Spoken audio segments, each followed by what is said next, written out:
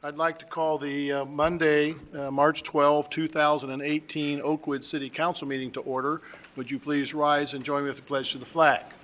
I pledge allegiance to the flag of the United States of America and to the republic for which it stands, one nation, under God, indivisible, with liberty and justice for all. May I have a roll call, please, Lori? Mayor Duncan? Here. Vice Mayor Byington? Here. Mr. Stevens? Here. Mrs. Hilton? Here. Mr. Epley? Here. And do I have a report on the minutes of our February 5th and February 26th regular work sessions and executive session? Mrs. Hilton.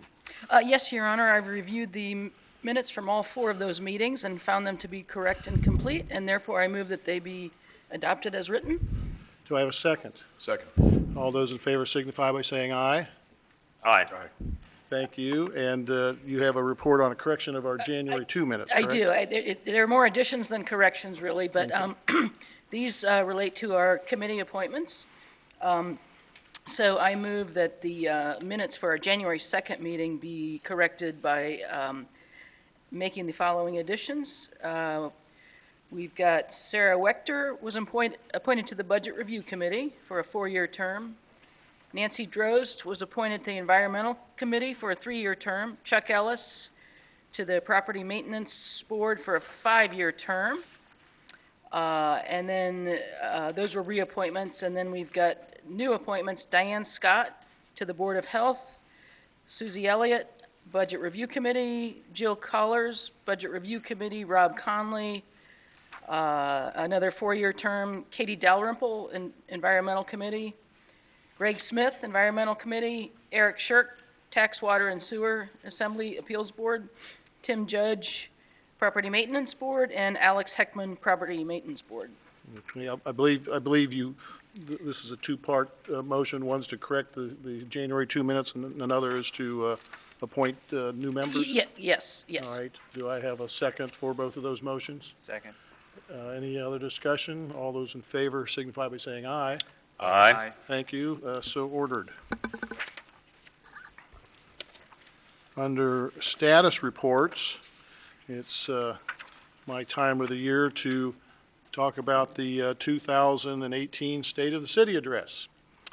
Members of City Council, honored guests, city staff, and citizens of Oakwood.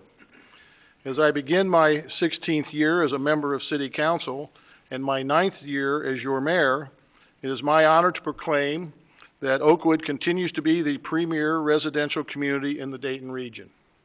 We have this distinction because of our beautiful neighborhoods, our excellent public schools and library, unmatched city services, including public safety, public works, recreation and leisure, and most of all because of our citizens.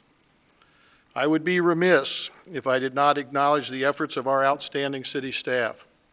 Alex Bebris, our public safety director, departed after 11 years of outstanding public service to our community.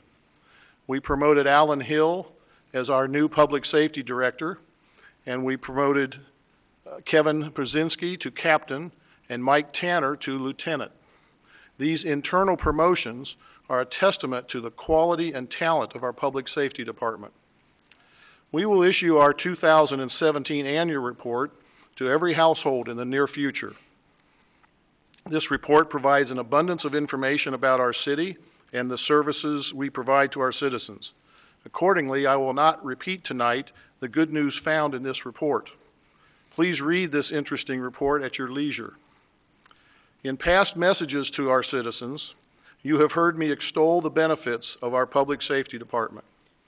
Our first officer on scene response time for any emergency is under 2 minutes, by far the fastest in the region.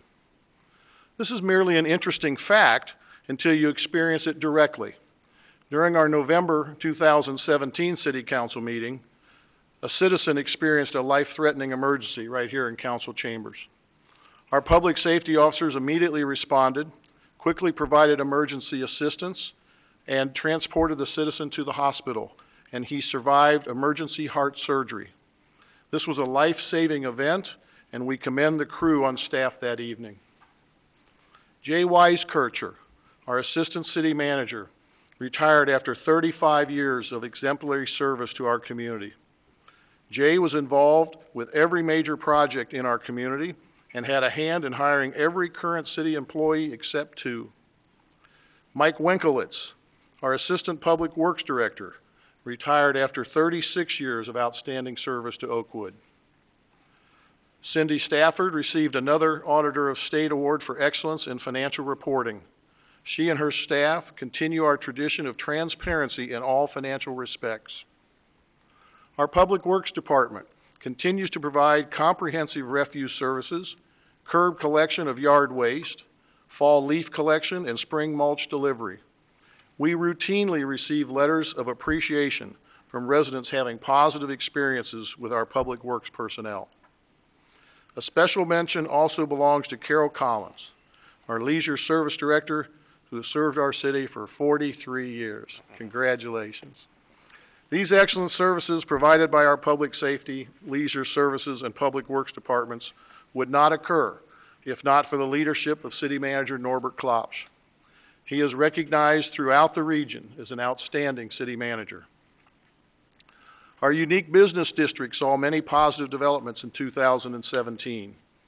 Ashley's Pastry Shop, Flyboy's Deli, and the Oakwood Farmers Market all received Best of Dayton awards. The Christina Gentry Remax Ultimate Office opened at 2331 Far Hills. Blue Turtle Toys has a new owner and remains in Oakwood. Grader's Ice Cream Shop is staying in Oakwood, but on a month-to-month lease. Please buy Grader's Ice Cream. The Oakwood Candy Shop opened in July. The Toasty Barker Vintage Shop opened in August, and we welcomed the Goodwill store in December. In addition, Kettering Health Network purchased the 2600 building from an out-of-state owner and plans to make a significant investment in our community in the next year or 2. We will also recognize a gem of Oakwood as Dorothy Lane Market celebrates its 70th anniversary this year. In 2017, we dedicated Lane Stadium. Over the last several years, the City of Oakwood, Oakwood City Schools, and the Oakwood Athletic Boosters worked in collaboration to create a $4 million asset to benefit hundreds of Oakwood student athletes and others in our community. We also dedicated Veterans Corner at Lane Stadium. Councilmember Rob Stevens, along with financial support from the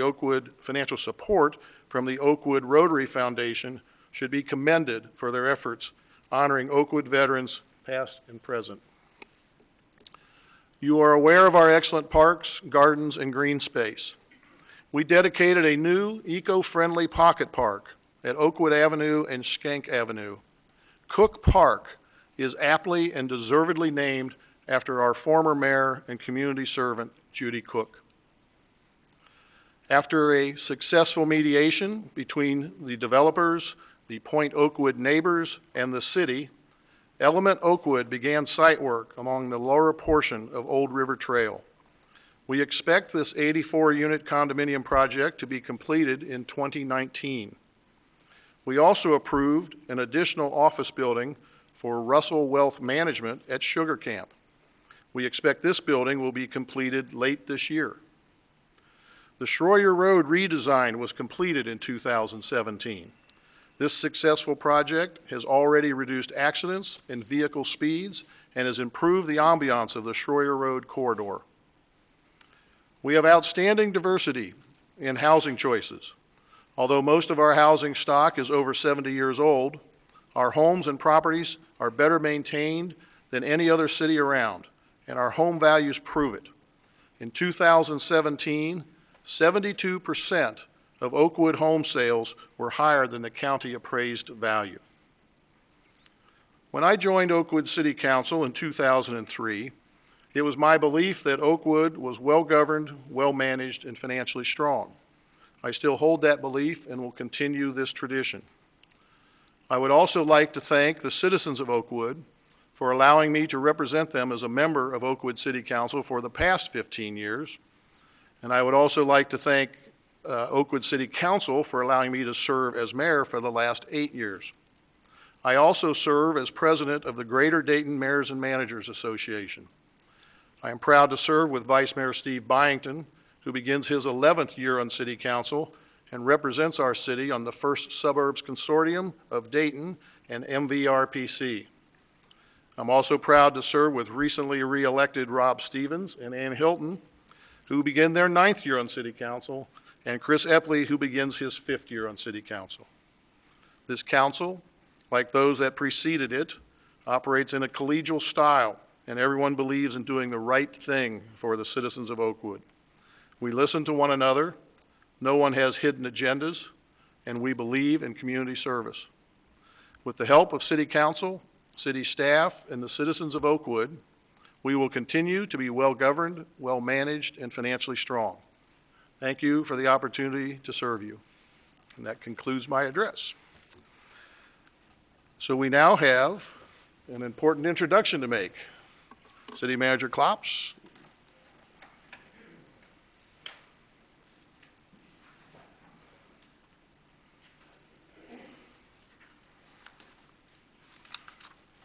Your Honor, members of council, you mentioned, Mayor, that we recognized Jay Weiskirch on his retirement at the end of last year, and as you'll remember, we had some wonderful retirement events for him back in December, and then publicly recognized him here before council on January 2nd. Well, you know, it's impossible to replace Jay, and I can tell you I personally miss him very much, and I know all of staff misses Jay, but I am very, very happy tonight to introduce to you and to the community Jennifer Wilder.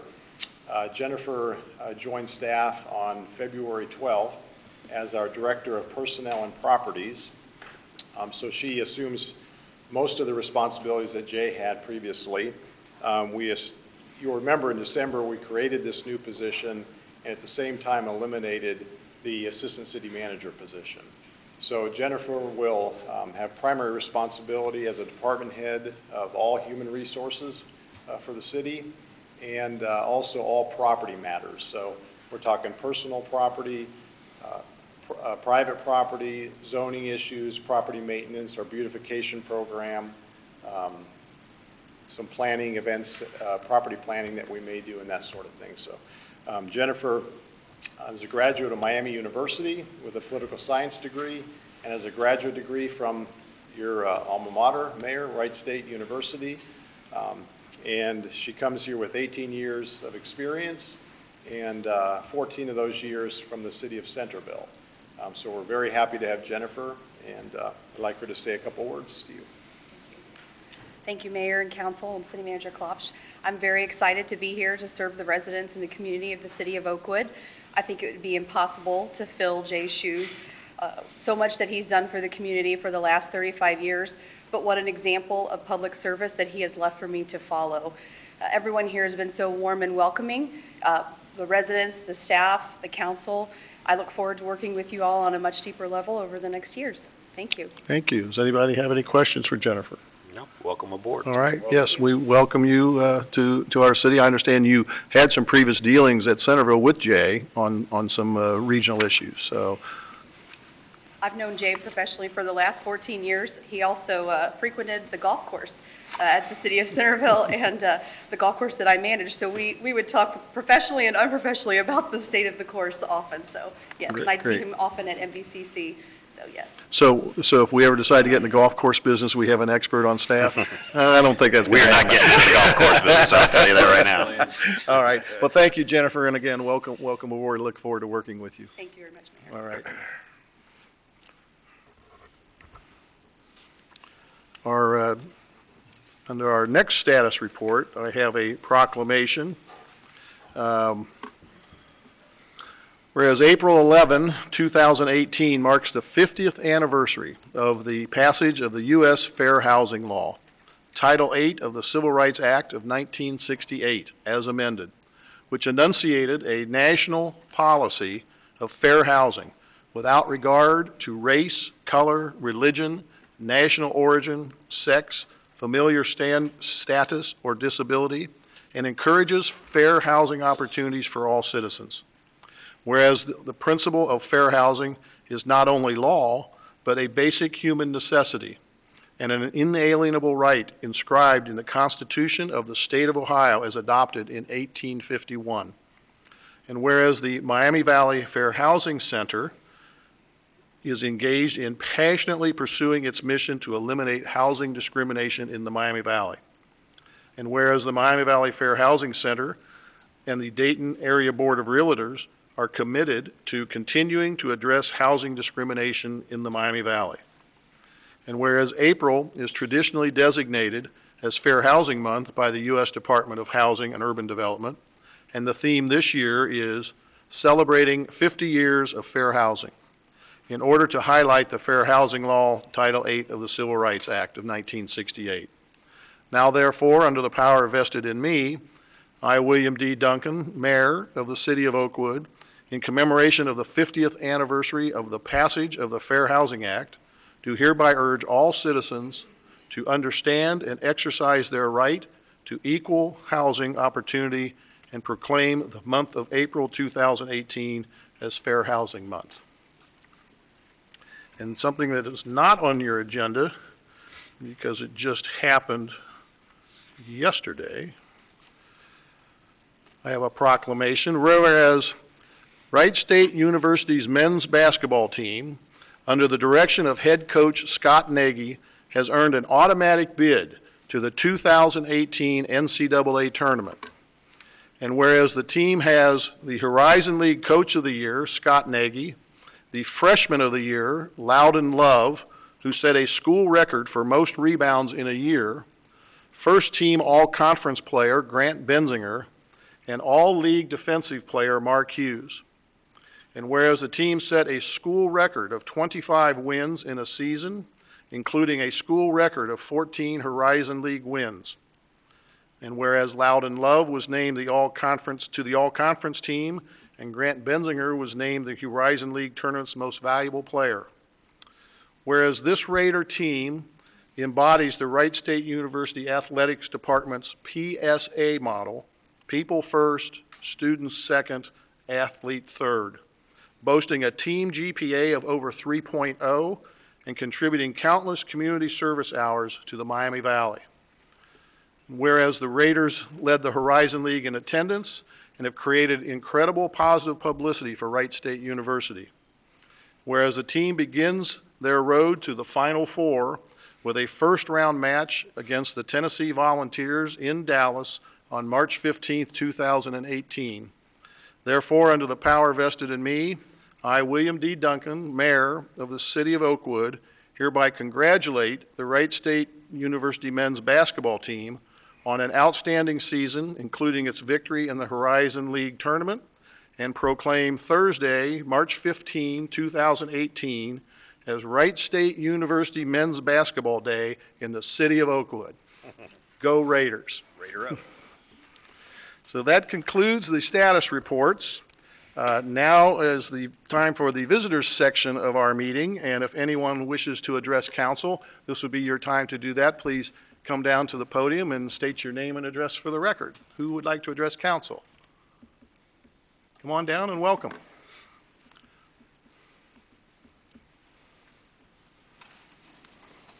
My name is Karen Havland. I live at 145 Collingwood Avenue. I've been a resident of Oakwood since 1984, and I'm here to share the concerns that we don't feel that the City Council has been listening to.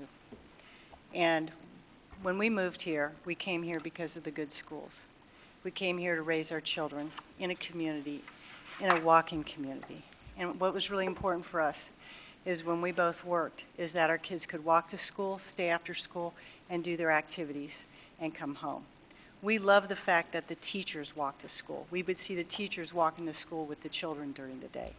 There used to be, I don't know what happened to it, but there used to be a posted route at the beginning of each school year showing the streets that the children were supposed to walk on together to get to school.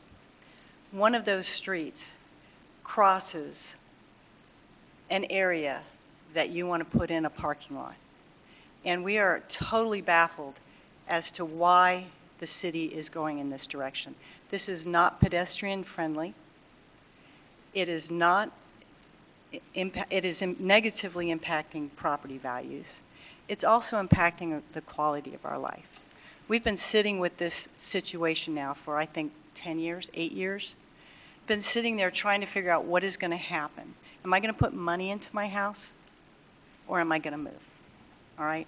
When we moved to Collingwood Avenue into the park, we moved there because we paid a premium on our house so we could have the park. We don't have a backyard where we live. You know, we don't even have a great house where we live. We live here because of the people and because of the community and because it's a walking community. And putting a parking lot in the middle of a residential neighborhood goes against any precedent, or is actually becoming a precedent, of anything that we've done before.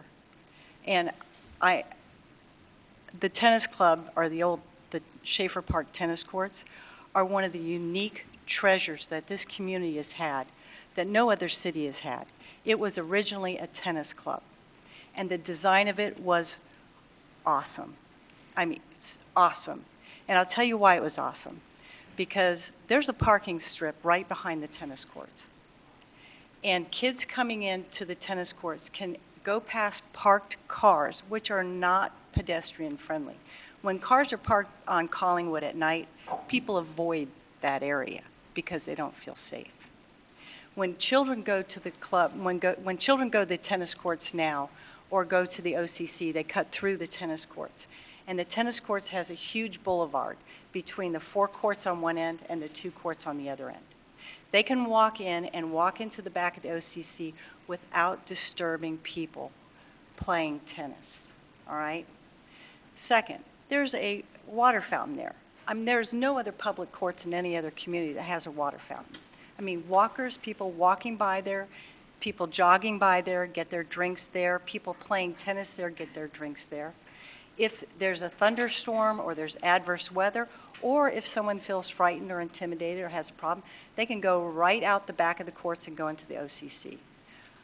Kids have come and gathered at the Schaefer Park tennis courts for years to sit on those bleachers in the center without disturbing the tennis teams and watch. That is how Oakwood has recruited their tennis players in the past. By having a teacher at Schaefer Park and having the tennis program in the fall for the girls and in the spring for the boys, they have made Schaefer Park a safer area for kids to hang out and play because there's an adult in the vicinity and there's a school member in the vicinity. A lot of kids hang out at the park because they're waiting for their parents to come home from work. And that's where they gather and that's where they play. And our neighborhood parks were designed for our neighborhood.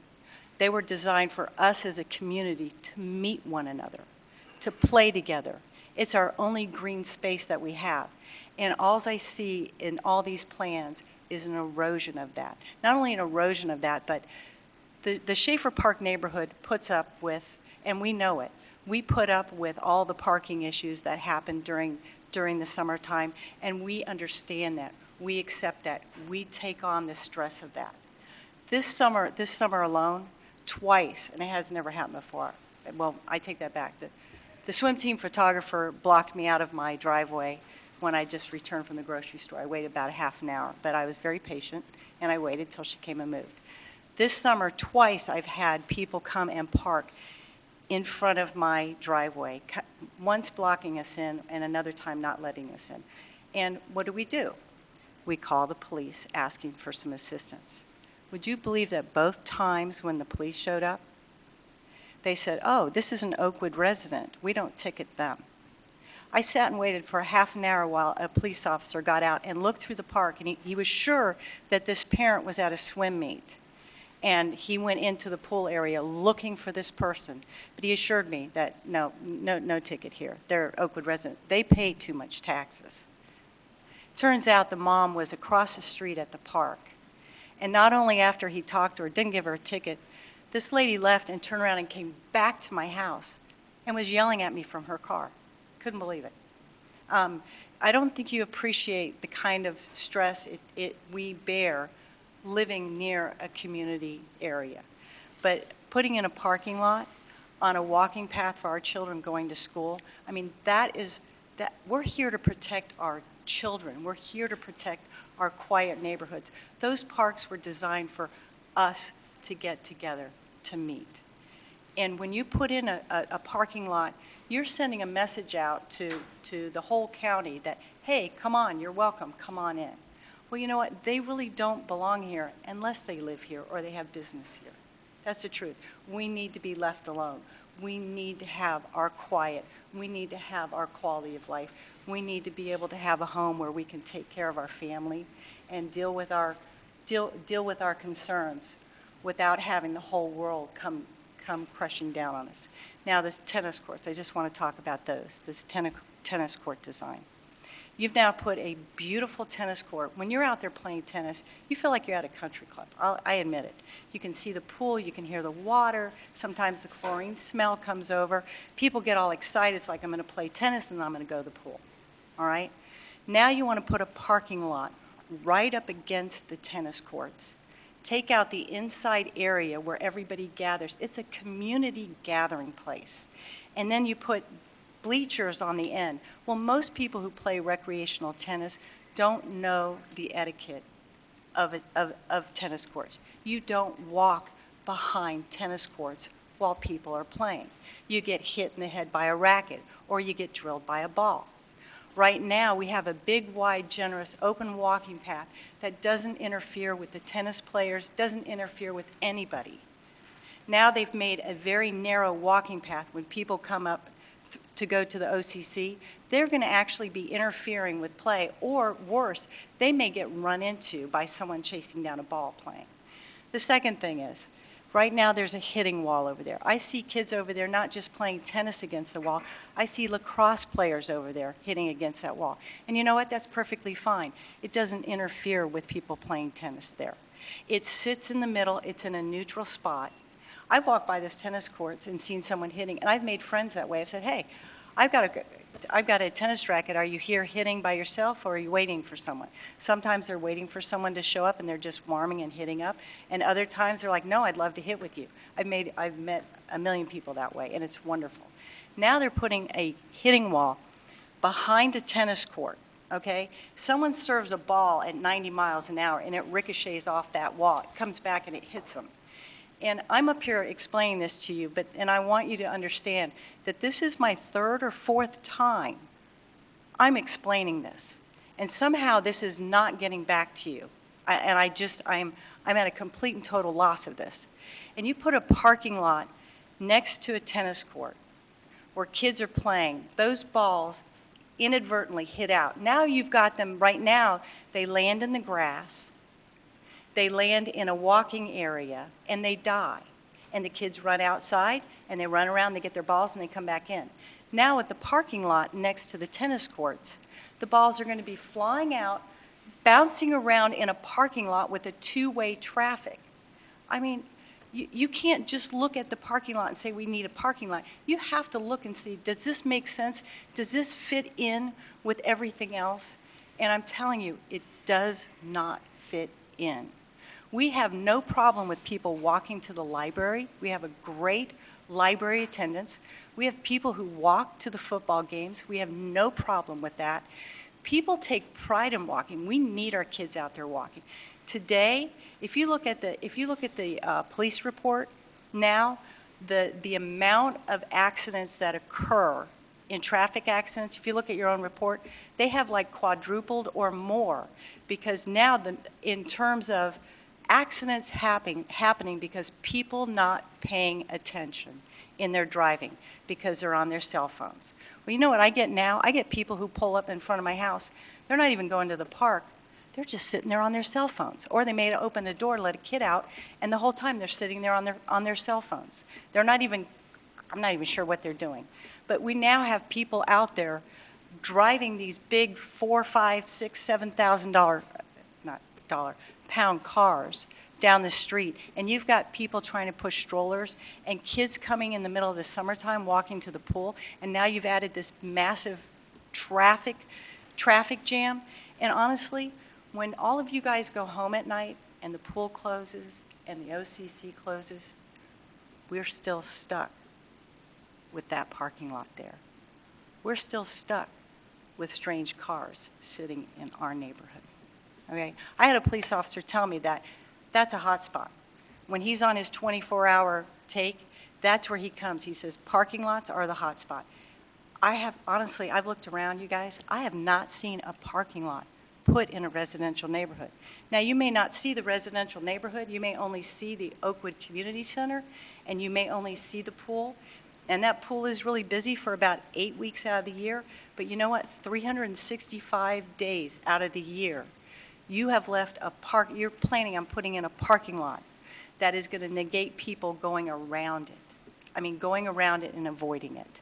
I mean, right now, you can circle that whole park.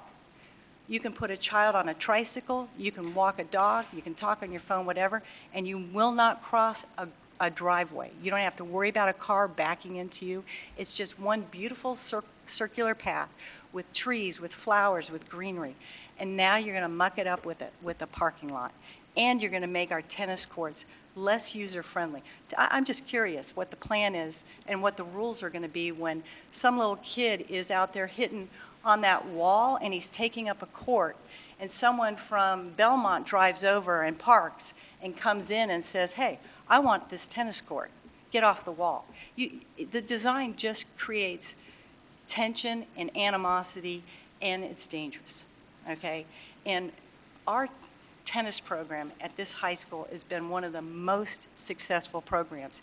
If you drive around the Schaefer Park area, you see all the banners hanging down. People didn't move to Schaefer Park for the OCC.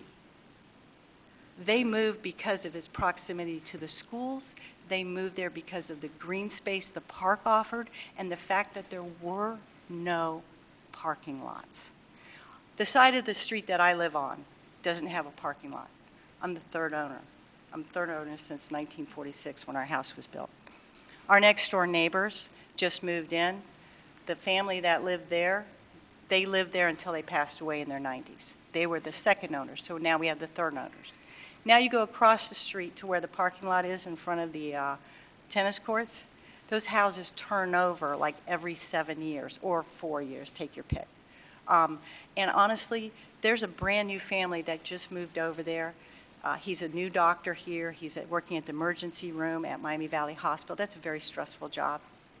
They bought that house right across the street from the tennis courts because they're planning on their kids playing tennis, and they love the park and everything right there. She just had her fourth child, so she wasn't able to make it to the community meetings. Otherwise, she would have been here. We have other people in our neighborhood. We have had two deaths in the last, I don't know, less than a year. And so we've had a lot of people that are grieving and have other things going on in their life and haven't been able to show up for these meetings. And so I'm also here to speak on their behalf too. Even though you don't see a face, there's a lot of people out there that are really concerned with the unintentional affects of these designs that you're implementing. And I'm going to talk to you too. Excuse me, everybody. But I'm going to talk to you too about Schroyer Boulevard, or Schroyer Road. Okay? You know what? I agree. The trees look pretty, okay, and the boulevards look pretty. But I got to tell you, every time I drive down the street, it breaks my heart, and I'm ashamed. And I'll tell you why I'm ashamed. Because you have cut off access to quite a few homes by that design. Today, for the first time, when I was driving down Schroyer Road with a turn lane only going to the left into Oakwood, I had a gentleman in a white truck pull into that and cut across me at an angle to get to his house. 2634, I believe, Schroyer Avenue was the address, white truck, for whatever that's worth. That house where you put in those crosswalks, have you guys tested the buttons on those? The reason why I ask is I'm driving down Schroyer Road, and I'm a mile away from the first crossing, okay? And I can see neon lights flashing like none other. Do you know that that crosswalk dead ends right in front of someone's home? And the only person I've seen use it, and I drive up and down that way all the time, is just one, he appeared homeless, okay? And he didn't cross the crosswalk. He was just playing with the buttons.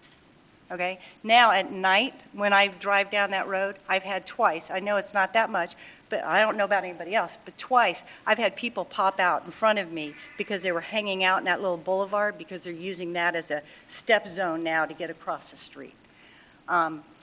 Anyways, I just, I know that you guys mean well, and I know that you're trying your hardest to do what's right, but you have to be purposeful and intentional. You can't just look at what you're doing. You have to look at the impact it has on the surrounding community.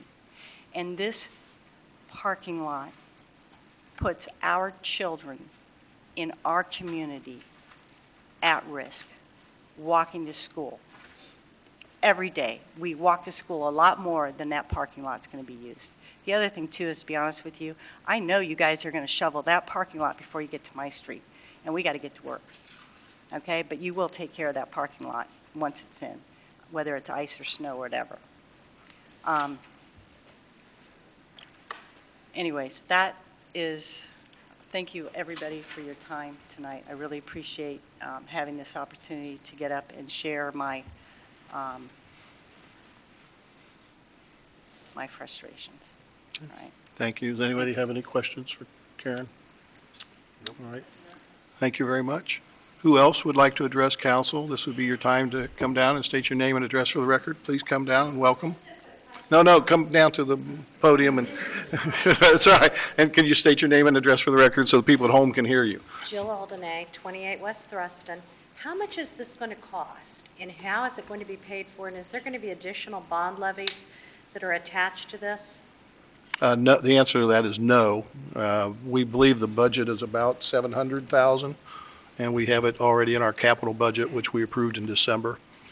So there will be no increase in any kind of levies or income tax or anything like that if you all decide to do this? Correct. Okay.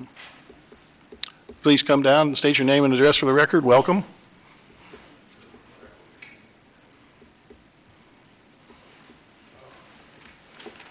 Elmer Planche, 169 Thruston Boulevard East. I've been a resident of Oakwood for about 60 years, and thank you, Karen, for giving your rundown. And I had 3 pages, and someone told me it was too long. Well, a lot of things would have been reiterated.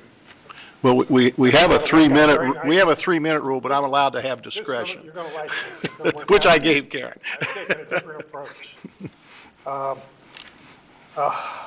I've watched many playoff games at these courts. Also, lately, I have noticed more adults playing. My sons walk to school and to these courts. Do we now need additional parking space? In my opinion, no, as we are a walking, jogging, and biking community. This form of transportation creates healthy people and protects all of us as driving a car releases deadly toxic particulates which affect our health. By removing a court, some precious green is lost, and this is a concern as it affects global warming. My advice is we should not move on this issue. We should modernize the specifications to ensure they meet contest rules and keep up the normal maintenance. And if you need another project, retime the traffic lights. Thank you for your comments. Who else would like to address City Council? This would be your time. Please welcome. Come on down, state your name and address for the record. Well, we got one ahead of you. Okay. Hi. I'm Judith Gunther Adams. I live at 16 Ivanhoe. I've lived there for over 30 years, and we deal with the parking every summer at the pool, and that's okay. We moved to Oakwood because we liked it being a walking community. When you were talking about Oakwood at the beginning of the meeting, some of the things that make me so proud about our community, I felt that same feeling back in, I think it was August, when they held the first meeting at the OCC about this proposal. The city came in, having spent a sizable amount of money putting together a very elaborate plan, much like the one you're looking at. And it was a crowded space. There were 40 or 50 people there. And it was a very active conversation. And we made our points. We did not want a parking lot. I think there may have been one person in that group of 40 or 50 people who thought it might be a good idea. Most of us were adamantly opposed to that. We left that with the understanding that the city would rethink, that our input, our suggestion was, yes, the courts need to be redone. Yes, it needs to be upgraded. But that would be at such a smaller cost. And then we didn't hear anything. They said we'd have another meeting in the fall. Well, funny, it came during the holidays at December when people just aren't available. I wasn't. And I was surprised and so disheartened when I saw in the paper another big elaborate plan with a high price tag, and I gave up. Thank goodness other people didn't. And I am hopeful you will be open to that. At $700,000, this project will cost each household between $175 and $200. I don't think that's the way our community needs to spend our limited resources. We are a landlocked community. We are not getting more people. We are not getting more industry. And we all know that we are on a tight budget. Please reconsider this. Karen made great points about the children's safety, and you've heard all. We went through all of this in August, and I thought we had come to an agreement. Alas, it doesn't seem so, and I so hope you will reconsider this. Thank you. Thank you. Anyone else? Okay, yes, please come down and welcome. My name is Debbie Morgan. I live on 965 East Schatz Avenue, right across from the proposed parking lot. First, I want to say I echo all that have gone before me, so that will save me some words. I present a different story. I've only been in the community a year and a half. My husband was military. We have moved around. I'm Ohio born and raised, so I feel like I've come back home. My daughter, who also works at the base, has twin boys. They're 4 years old. We rented the first year we came here so that we could figure out where she wanted to raise those boys.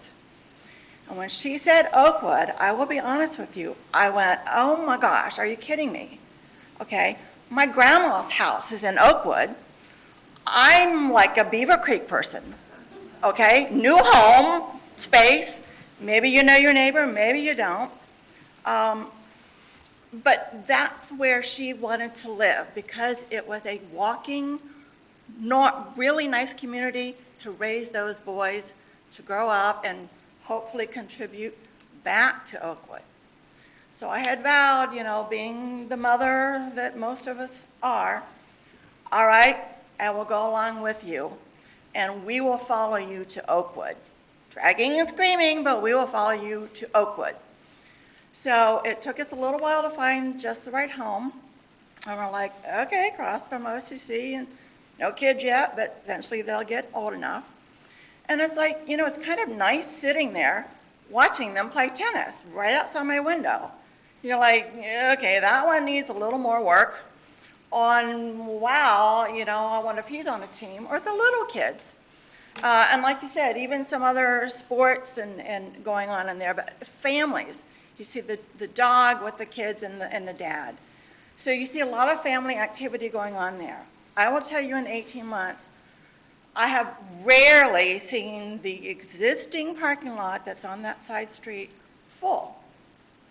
So I have no idea why we would want to build more parking when there's adequate parking to cover the short periods of time for surge. You know, anybody knows in operations, you don't build your baseline for surge. You build a plan so that you can handle surge. But again, are we going to do that for 365 days a year for a 6-week period? Yes. Housing value? Yes, I'm really concerned. Because now if there's a parking lot, 25, 40-some car parking lot, what's going on when it's nighttime? There's no tennis going on. There's no swimming going on. I believe it to be a breeding ground for behavior that we don't want in Oakwood. It also could lead to families dropping off their kids to go to the pool or go play unsupervised and just sit there in the car and play with their text or whatever they want to do. So I feel like it's inviting bad behavior, and the $700,000, couldn't that be used for education issue buildings that's going on right now? There's a lot of work needed with all of our educational buildings. So I do not see the cause for this, because then pull that string. Now you have a precedence. Well, if we had built a parking lot there, why can't the church now have a parking lot? Why can't they have a parking lot? I go to the library, I use whatever parking I can find. I go to the playground, the Orange Park, Orchard Lake Park playground. There's no parking lot there. And lots of kids are probably there more often than they are, the activities going on at the OCC. Starbucks. Okay, if I want a Starbucks, I've got to put up with the parking.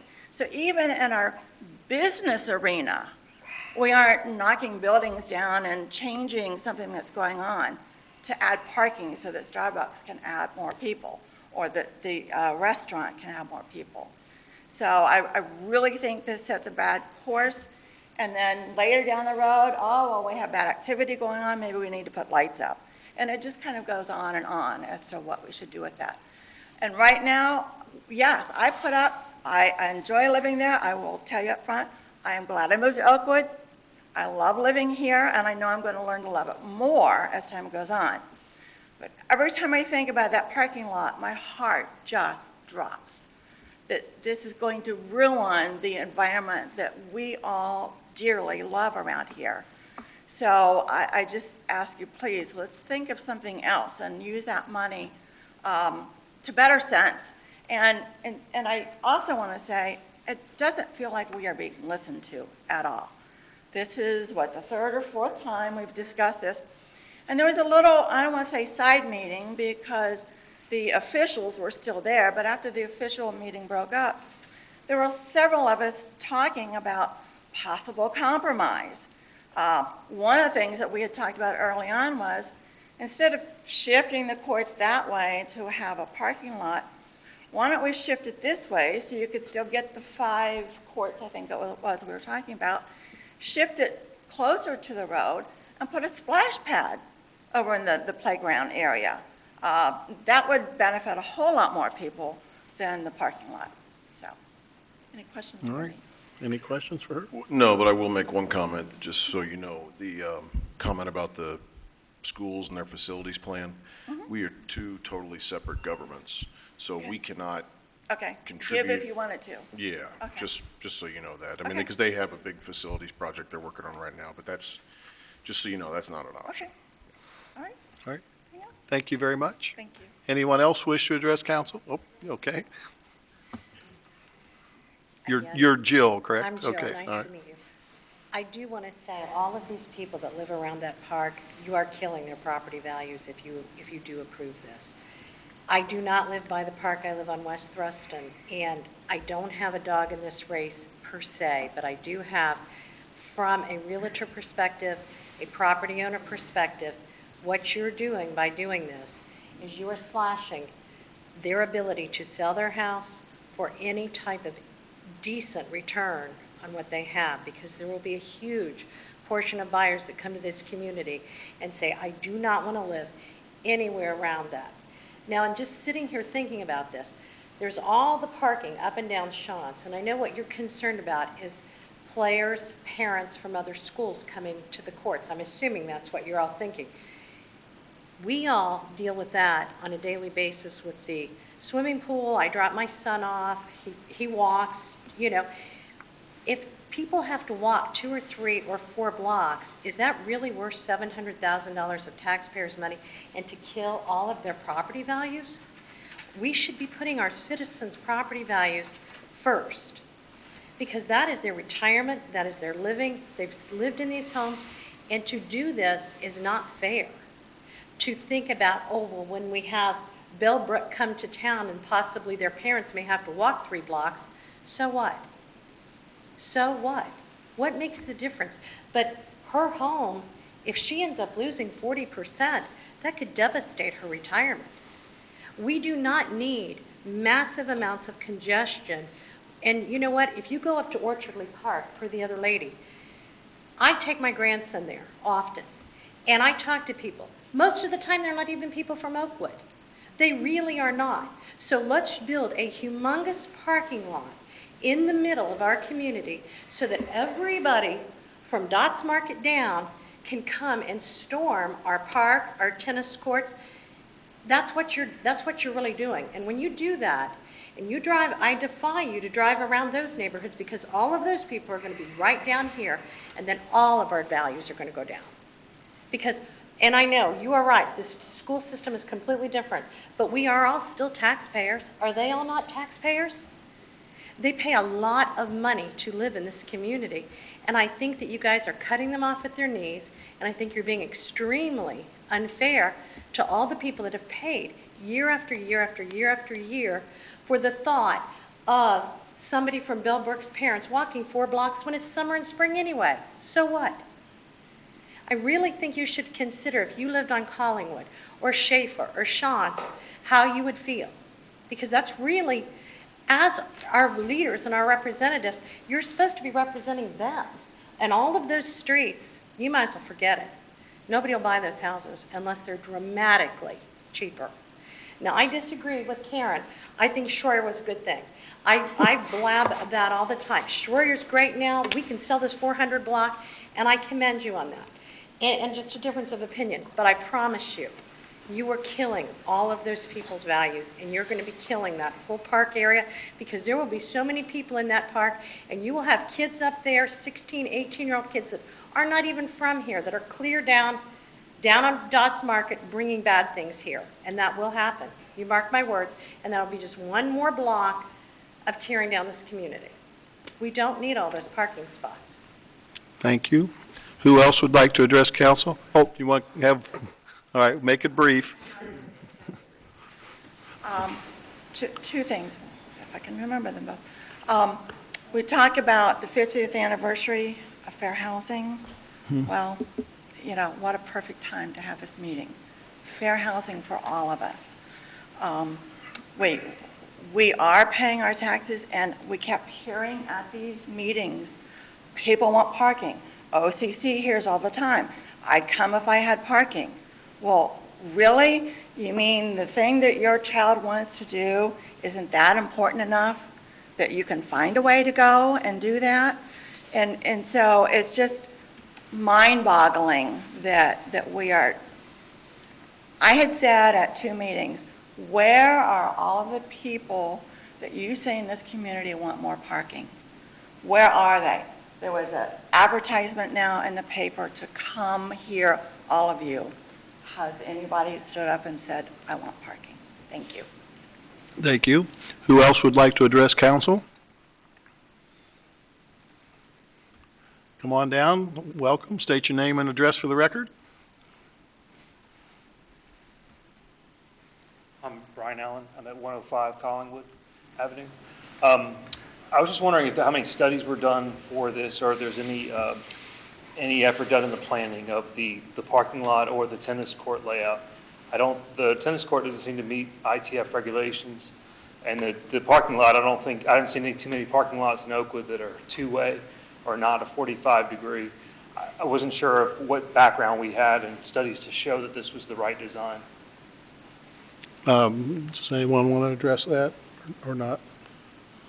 I mean, we hired arguably the finest design firm in Ohio, MSA Architects from Cincinnati, to do the design work on the project, and they have a civil engineering sub-consultant on board with them, and they've got a long list of successful projects in the history of their firms.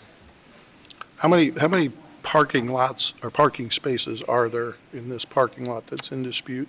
There are 25. 25. Mm-hmm. And that's down from the original plan? Correct. The original had 38 or 39. Mm-hmm. All right. And then also we had extensive discussions with the school district regarding either the 4-court option or the 5-court option, as well as, what's regulation versus what isn't regulation. And the schools had indicated us at one point, they would be okay with 4 regulation-style courts, but they would prefer 5. And that is the information that, we had and dealt with. So we thought that 5 was better. Right, the quantity I get, it's down from our 6 that we have presently today, which is very nice. There were 5 courts in use Saturday afternoon when I was out there in 40-degree weather. So I do think that having the quantity is definitely good, and the sizing and the spacing I think is key. The spacing that was provided in the diagram that I saw is a fraction of what we have now and does not meet regulations. So I just think that we should put the emphasis on the sport, the high school, the people that do play. I think it would be better to have a long-term fix and the right solution for that, as opposed to trying to compromise additional parking and at the detriment of everything. Okay, thank you for your comments. Who else would like to address council? Come on down, state your name and address for the record. Welcome. Thank you. I'm John Havlin. I live at 145 Collingwood Avenue. Bill, you said 2 things in your State of the City which struck me. And the first was that we have the premier residential neighborhood in the area. And I put emphasis on the word residential. And I don't think that a parking lot, I've never seen a parking lot in Oakwood that's been built since I've been here, 1984 or so. I have seen, and I've certainly seen none at a park, I've seen none at a church, so I don't know where this idea came from. The second thing you said was that nobody on council has any private agendas, and I take your word on that. But we have asked at 2 separate meetings, what's the purpose of this? I mean, why is this coming up? When this first arose, I want to say it was, 5, 6, 7 years ago, when they were talking about a master plan at the OCC, and somebody made a comment that they wanted to put in some sort of a Trent Center-like gym in the OCC, and we need a big parking lot for this. Well, no, we don't. First of all, we don't need a big OCC-type Trent Center. But if you want a gym, go to a private, there's plenty of private gyms around the area to go to. Nobody has articulated once in the meetings that we had on this project what the big need is. To my knowledge, the population hasn't appreciably changed. To my knowledge, the use of the OCC hasn't appreciably changed. I'm not even sure that the membership is what it was when we came here at that park in 1993 or 1994. So, I mean, absent some real justification, this project should be dead on arrival. The tennis courts can be resurfaced, the tennis courts can be fixed, but there's no reason to transform a residential neighborhood into something else just so that we can have a parking lot. People have been walking to the OCC and walking to the pool and walking to the park for the 25 years that I've been there. And I suspect that it's been like that for many years before me. But there's just no reason, nothing has changed to justify this. Okay, thank you. Who else would like to address council? Hi, Marina Willie. I'm at 820 Oakwood Avenue. I'm sorry, I didn't catch your last name. Willie. Willie, okay. I was here years ago talking about the tennis courts, how terrible they were. And you had the money then to redo the tennis courts, but nothing had been done. I think the major concern with the tennis courts is that the courts are to be made for tennis, and we shouldn't worry about a parking lot. If you need regulation size, and the city and the schools are going to maintain these, if you're doing it for the school, you have to do it right. For once, do it right. Have regulation size courts, have the proper space between the courts, and keep them so that they're regulation. And we must have 5 courts. Having 4 courts is useless. You'd be here until midnight playing some of these matches, especially some of the girls' matches that go on and on and on and on. That is not something that, nobody wants to be here until 9 o'clock at night playing tennis with these kids. I think if you're really going to sit there and look at it, The purpose to do the tennis courts was to redo the tennis courts and to have the school have the use of these courts. Do them right, make them regulation size, and forget about all the extraneous other things. I think the purpose was to redo the tennis courts all along. It's been there for, I don't know, 10 years since I was here last time talking about it. I mean, that's the purpose. If that's what our purpose is, then do it. Do it right. Don't, short shrift everything that we've tried to do over the last 10 years to have the master plan, as I said, when I was here 10 years ago talking about how terrible our community courts are compared to other communities where our kids know where the cracks on the line are and they make sure they hit that ball right on that line because they know it's going to take a funny bounce and they'll win a point. I mean, this is how bad our courts are compared to every other community, all over. Even our communities out of Oakwood and Brookville have better courts than we do. So, I mean, I'm not disparaging Brookville, don't get me wrong. It's just that we have really had a terrible situation with our tennis courts over the last 10, 15 years. So I would say do it right, do them regulation, and do it with, in conjunction with the school. I mean, I think that's what our purpose is. Okay, thank you. You have to come up so people at home can hear you.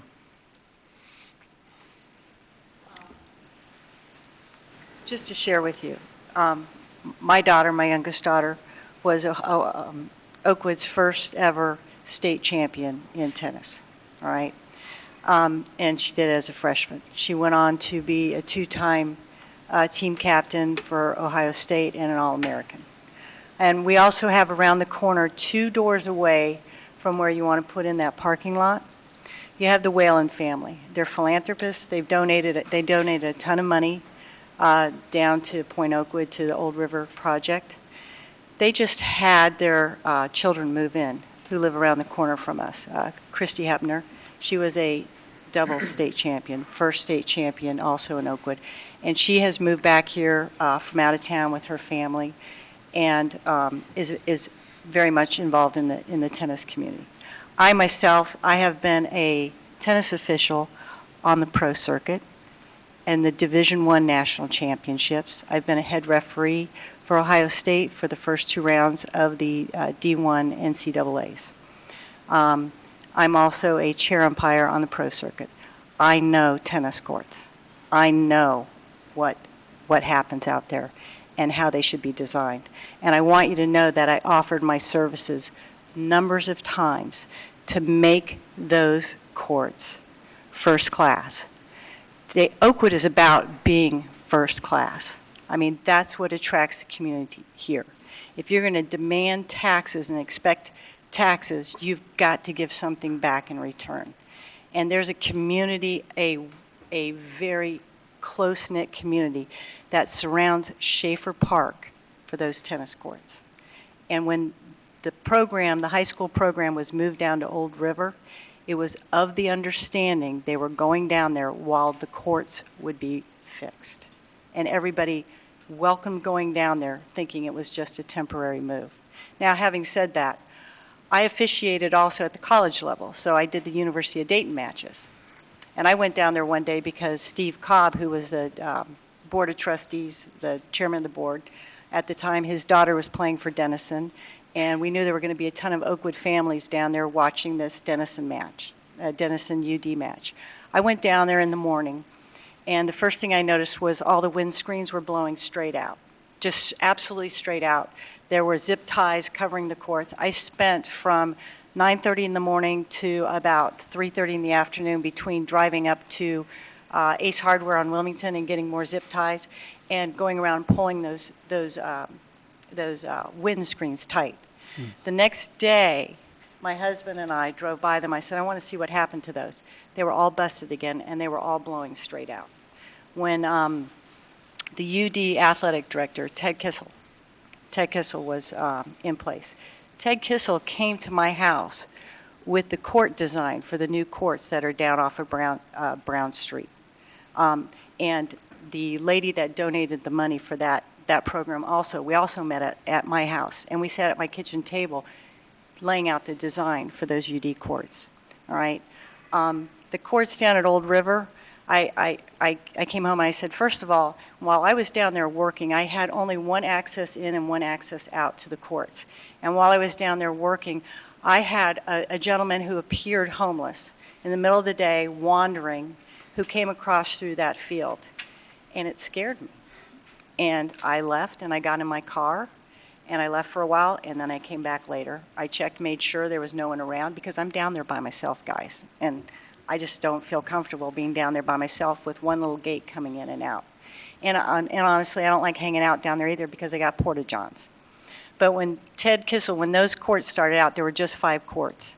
And when Ted said, I'll put in a 6th court for the team at UD, which I will tell you, UD, out of the Atlantic 10, they're always in the bottom 2 or 3 in tennis. But that's neither here nor there.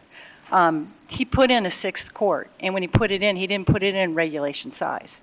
So when you put in the nets going all the way across and you tighten them, the nets hit the posts before they're at the right height. There's actually height measurements that make a court regulation, make a net regulation for playing. And so I went out and I found sticks and I jerry-rigged them and set them up. But I walked away from there and I was like, these courts are a nightmare. No wonder the UD students don't use them. I don't know if you're aware of this, but 2 signs that look like a no parking sign, metal sign, were hung up on our courts that said from 4 to 6 every day. They were only to be used by UD students in our community, in our neighborhood, right there for us. We had 2 courts set aside with a sign, UD students only. And I'm guessing that that has something to do with maybe the contract, because the UD students didn't use those courts. They always come up and use our Schaefer Park courts anyways. We see them coming all the time with their UD sweatshirts. You know by their age, their size, they're walking, they're carrying their rackets. They prefer coming to our Schaefer Park courts to play than going down behind the old Dayton Daily News, whatever, back in that empty field. Now, it is nice now. I have to tell you, Old River Park is really nice. And I don't know what kind of feedback you've gotten on it. I've heard it's beautiful. I've been down there and I've seen it's beautiful. But you know what it's created? I'll tell you what it's created. I have friends of mine who have told me that their kids are piling into cars of high schoolers. They're sitting 3 deep and they're sitting on the floorboards to get rides now to go down there for school, after school activities. And you know, that is, you know, when I heard about that, I was like, you know what, that's just not right. We don't even think about the unintentional design. We build this beautiful place down there, but we never thought, how do we get the kids down there safe? How are the kids going to get down there? I don't know how you feel, but for me as a parent, I don't want my child riding in a car, period, with a brand new high schooler driver going down Far Hills, etc. The other thing I wanted to tell you about the 4 courts, I coach high school tennis. We have 4 courts. It is very difficult to get schools to come to us to play. You know why? We have to turn those courts over once. Matches can go anywhere from 45 minutes to 2 or 3 hours. You just don't know. I talked to another coach on the phone. It's like he's got 4 courts, 50% chance of rain. Rain's coming in at 6 o'clock. Do we go or do we reschedule? Well, guess what? If we reschedule, I've got to bounce another school off my schedule. Okay? If we stay that extra hour, hour and a half, now we have all the kids staying an extra hour and a half to wait for one match to complete for one player from each school. So now you've got a whole school of parents from the other school sitting there for that extra hour and a half waiting for that match to complete. Plus you've got the kids from your school sitting there. Then you've got buses sitting there for another hour and a half. So I'll just let you know, 4 courts just does not work for high school tennis. And whoever gave you that advice, I assure you, you were not getting expert advice. All right. Okay, thank you. Who else would like to address council at this time? Please come down, state your name and address for the record, and welcome. Hi, I'm Mayumi Hall, 1800 Southwood Lane West. I attended these tennis meetings, and I was very excited. Mr. Weiskircher had, I think, twice I attended with the several people I recognize here. My question is, the first time I heard I was very well informed by Ms. Haverland, Karen. And I thought, okay, first time they're going to do the right thing. And then I noticed the second meeting I went to, they did change to 5 courts, which was great. But I also noticed that people did say at the first meeting, the parking lot issues. It's like, why are we having all these parking lots, blah, blah, blah. And it seems like he's taken all the input, came back with the next presentation. It still had the same number of parking. And I'm kind of puzzled as to what it is. And I remember Mr. Weiskircher, I know he's not here. I was hoping he was here, but he's not here. He said something about, well, I have to have those 25 parking lots. And I thought, and I said, I am doing what I'm supposed to be doing. So if that's the case, I'd like to know, like, what, is there some kind of a, restrictions that you have to have those parking lots when you upgrade tennis courts? I'd like to hear about it, if I may. I don't believe there's no particular rule that says if you have 5 tennis courts, you have to have 25 parking spaces. We do have parking regulations for certain types of businesses, but not for this but not for court this upgrade. not Right. for this Oh, upgrade. great, okay. Okay. That's why I wanted to know, like, are we trying to say the same thing that we did at the second meeting, that, it'll end up being the same? Because Oakwood Register showed this beautiful design, but again, it had those parking lots, and that's why I'm sure these people are here. Mm-hmm. And so I was curious as to how this is going to play out. But I do want to say that I am excited for the new courts. I have a daughter who wants to play high school tennis, and I just want you all to know, Oakwood girls tennis in the fall, I don't know much about boys tennis, but girls tennis is going to be very, very strong this fall. So please watch it. Okay, thank you. Would you please come down and address council, and welcome? Good evening. My name is George LaBeouf. I live at 7 West Thurston. I have to quote this young lady, I believe. I don't have a dog in the fight tonight. By the way, I'll just let you know, with your television, shows you what a boring life I have. I'm watching council, and I have enough time to come up here because I was moved by the passionate opposition. Mr. LaBeouf, would you address council, please? I was moved by the passionate opposition to the parking lot by my fellow citizens. Mm-hmm. Some perspective, this young man moved to Oakwood in the 90s. I grew up on Woodview Drive and walked across Schaefer Park before the gardeners put the pool in. So my time in Oakwood goes way back, and to me, what I'm struck by is nobody's quoted Joni Mitchell in these proceedings, that you're going to pave paradise and put up a parking lot. Tennis courts, we have a lot of support for tennis courts, it would seem. I would agree. Tennis is a strong sport for Oakwood. We always excel in tennis. What my question is, what I have gleaned from the proceedings, how much transportation, liability included, does $700,000 buy if people park at McCummon Field and are transported, shuttled to tennis matches? There's plenty of parking. This is a walking community. I'm really kind of overwhelmed that you all, those of you that grew up in Oakwood, would even think that a parking lot at Schaefer Park made any sense. Tennis courts, yes. Parking lot, I don't get it. Thank you. Thank you. And as you and I have previously noted, this is in fact must-see TV. Come on down and welcome. I need your name and address for the record, please. You don't know me, you don't know. My name is Jerry Conley. I'm at 50 Ivanhoe, and I'm probably the only one that has a dog in this fight because my son's on the high school team. He's on high school last year, plans to be on this year and next year. So, and part of the reason I moved here was because of the tennis courts. I have no backyard also, so I had a pool, a park, and a tennis court.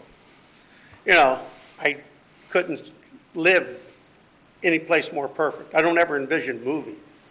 My kids expect to bury me at the pool and That's it. My wife had a question, and I don't know the answer to it, and someone may. What is our arrangement with Old River for the UD, use of the UD, because those are UD courts. So, I mean, the kids, of course, would rather play at Schaefer Park because they can walk to Schaefer Park, they can drive to Schaefer Park. You know, shuttling Logan down to Old River, you know, it takes some time and more effort than it is to take them to Schaefer Park. So that was my wife's concern because, you know, can UD, you know, November say, okay, we're not renewing our lease with you, or we're not. So if you cut it down to 4 courts, we lost our tennis team. You know, if you can't make us compete with at least 5 courts, you know, you might as well, you know, build tennis courts at, you know, rip out the water garden at Wonderly Park and make that, you know, real tennis courts there, because you're not going to have competitive kids. So that's all. All right, thank you. I think the 4 tennis court model is dead on arrival. Yeah, we need It's to make 5. that, we can make that public now. We're not It's going 5. back to that, but what is the status of the land use arrangement for the tennis courts down at Old River, on ground that's owned by the University of Dayton? The courts down at Old River are owned by UD. They don't belong to the city. We've been using them for a period of time under a lease agreement with UD that was originally a 5-year lease that expired, I believe, in May of 2017. UD agreed to a 1-year extension of that runs through May of this year, but they won't extend it beyond that. There is no agreement for the use of the courts beyond May of 2018. Okay. And I think when we asked the schools whether they wanted to pursue extending that, I believe their answer was no, they would prefer to do something with the city here at Schaefer Park. Is that accurate? Okay. Yes. Who else would like to address City Council? I think we've talked them up. Here, we got one here. Come on down. Welcome. Thank you. I'm Charlene Radcliffe. My husband Steve and I are at 2 Ivanhoe Avenue. We are empty nesters. We've been in Oakwood for the last 20 years, but I will tell you, for the first 7 years of our son's schooling, he was a tuition student. My husband and I both worked in the Kettering schools. I was a school counselor for 40 years. My husband taught for 30. And we believed in the Oakwood schools. And when we had the opportunity to move, we bought the home at 2 Ivanhoe. Austin graduated in 2005, and we're still there. We're retired now. We're empty nesters. We have our retirement income. We have property value. And that's critical to us because, you know, our earning days are over. And so to think about the loss, the erosion of property values, and we've stayed here. So many of our friends whose kids graduated 10, 15 years ago have moved out of Oakwood because of the taxes. But we believe in the good school system. That's why we were here. That's why we paid tuition for 7 years for Austin to be here. And the quality of life, the fact that it's a walking community drew us here. The fact that it's a solid, safe community drew us here. I'm very concerned about the safety for all the people who are walking around the park of all ages, to and from school, and all the dog walkers and all the residential walkers who just go out and walk for exercise, but also the concern about what that parking lot is going to draw to our neighborhood. Very, very concerned about that, and I really ask that you carefully consider what that will do to us in our community. Thank you. Thank you. Anyone else wish to address council at this time? Okay. All right. Well, you got to come up. You got to come up and talk to the mic. I still live at 16 Ivanhoe. I haven't moved. Yeah. Yeah. Okay. I would like to know from each of you, how wed are each of you to the idea of a parking lot? And please explain to us why. Thank you. Okay. I don't necessarily want to address that at this point. We have looked at plans that had a larger parking lot. I believe there was a compromise to shrink the parking lot in exchange for 5 courts, and I believe that that's where we're at this point. So hearing all these comments tonight, I think the council will take that under advisement and meet and decide if we want to change that. Is that a fair summary? Well, no, I think I'm done pretty much with this. Well,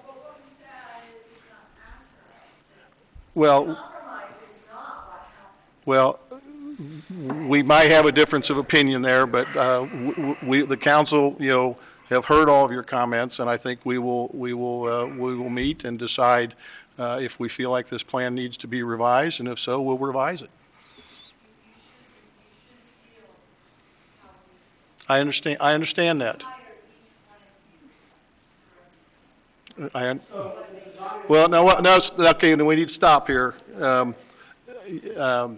If you want to address council, I'm just saying that this is the process, and we have the ability to change this process. We have the ability to continue with the process, and you all have the ability to, throw us out of office, I guess. I hope you don't, but that's your prerogative as a citizen in a democracy. So we will take your comments under advisement, because I see the passion. I think all of us do. So I think you need to give us some time to take a look at all these issues and compare that to the needs of the people that think there need to be a parking lot at the OCC for dropping off and picking up. And it's a multi-use facility. So that's where we're at, and I think that's where we'll leave it at this point. So, are you prepared to close the visitor session? Mm-hmm. Okay. I really do appreciate all your comments, because we will take them under advice. So in the interest of time, I will not introduce the legislation that Mr. Stevens has, but Mr. Stevens has a resolution. Thank you, Mayor Duncan. This is a resolution declaring the necessity of repairing sidewalks and appurtenances thereto on East Drive and certain other streets between certain termini in the city of Oakwood, Ohio, providing that abutting property owners repair the same. This is an annual resolution that is the first step of our 2018 sidewalk, curb, and driveway apron project. This year's program will cover all city streets within the area bounded by Far Hills Avenue to the west, but not including Far Hills Avenue, the Oakwood-Kettering boundary line to the east, East Drive to the south, and Aberdeen Avenue to the north. We are required by law to pass 3 pieces of legislation in order to carry out this program and assess the sidewalk costs. The first piece of this is this resolution, which declares the necessity of sidewalk repairs in these parts of the city. I will also be introducing as a first reading tonight the second piece, the ordinance to proceed for the project, but we will not vote on that ordinance until our April meeting. After the project concludes, there will be a third piece of legislation, an ordinance to levy assessments for certain sidewalk costs. I move that council adopt this resolution. Do I have a second? Second. Any other discussion? Hearing none, Lori, would you please call the roll? Mayor Duncan? Yes. Vice Mayor Byington? Yes. Mr. Stevens? Yes. Mrs. Hilton? Yes. Mr. Epley? Yes. And Mr. Stevens also has an ordinance. An ordinance determining to proceed with the repairing of sidewalks and appurtenances thereto on East Drive and certain other streets between certain termini in the city of Oakwood, Ohio, providing that abutting property owners repair the same. This is an annual ordinance that is the second step of our 2018 sidewalk, curb, and driveway apron project. Again, this year's program will cover all city streets within the area bounded by Far Hills Avenue to the west, but not including Far Hills, the Oakwood-Kettering boundary line to the east, East Drive to the south, and Aberdeen Avenue to the north. This is the first reading of this ordinance. Therefore, so I make no motion at this time. Thank you, and I believe Mr. Stevens has another resolution. I got a lot of more. Here we go. A resolution declaring the necessity of improving certain streets between certain termini in the city of Oakwood, Ohio by lighting the same with electricity. This is another annual resolution that is the first step of our 2019 street lighting program. Like the sidewalk resolution, we are required by law to pass 3 pieces of legislation to provide street lighting each year. The first is this resolution declaring the necessity of street lighting throughout the city. I will also be introducing as a first reading tonight the second piece, the ordinance to proceed for the project. But we will not vote on that ordinance until our April meeting. The third piece of legislation, an ordinance to levy assessments for certain street light costs, will be introduced as a first reading at our April meeting. I move that council adopt this resolution. Is there a second? Second. All those in favor, signify. Well, I can't do that. Lori, you need to call the roll. Mayor Duncan? Yes. Vice Mayor Byington? Yes. Mr. Stevens? Yes. Mrs. Hilton? Yes. Mr. Epley? Yes. And Mr. Stevens has yet another ordinance. An ordinance determining to proceed with the improvement of certain streets between certain termini in the city of Oakwood, Ohio by lighting the same with electricity. This is an annual ordinance that is the second step of our 2019 street lighting program. It is the ordinance that authorizes the city to proceed with the project. This is the first reading of this ordinance, so I make no motion at this time. Thank you, and I believe you have one final ordinance. Yes, I do, Mayor Duncan. Thank you. An ordinance to levy special assessments for the construction or reconstruction of sidewalks and appurtenances thereto in the city of Oakwood, Ohio.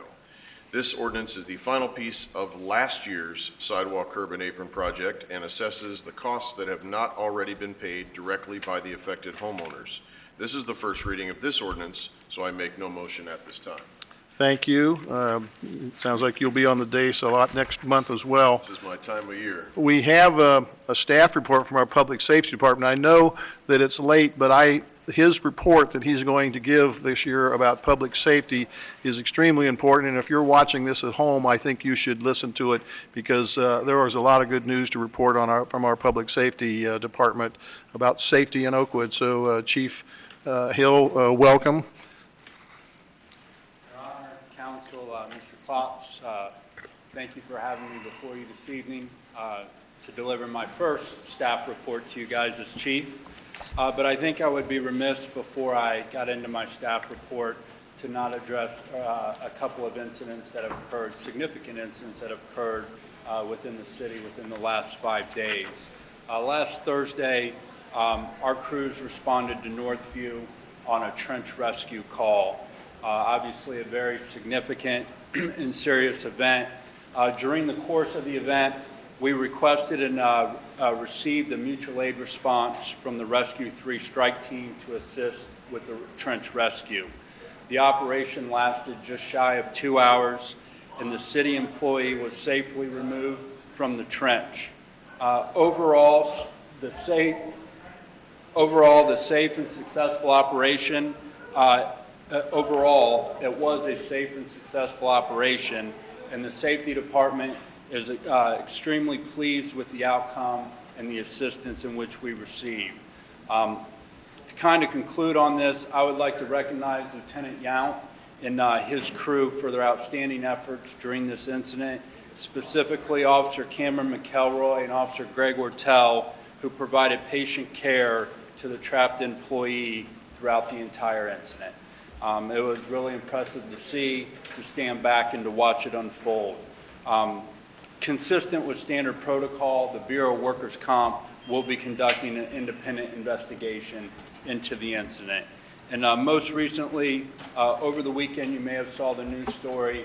We had a very unfortunate incident this past Saturday where at approximately 3:30 in the afternoon, we had a purse snatching or a robbery occur in the 300 block of Shantz Avenue. The victim's credit cards were used at a Kroger on Siegenthaler Avenue. We obtained surveillance images and put those images out immediately with local news outlets. I don't know if everyone's aware, there was a second robbery as well that occurred in Washington Township later the same day. As a result of that, the two individuals responsible for our crime were also involved in that crime, and they immediately went from Washington Township back to the same Kroger's to use the stolen credit cards from the purse that they snatched in Washington Township. The Kroger employees recognized them from earlier. They immediately contacted the local police department, and they were apprehended. As a result of that, Detective Yount spent the better part of the day and all night investigating it, prepared a case, presented to the Montgomery County Prosecutor's Office today, and I'm pleased to report the suspects involved in this were charged with 2 counts of robbery, 2 counts of receiving stolen property, and tampering with evidence.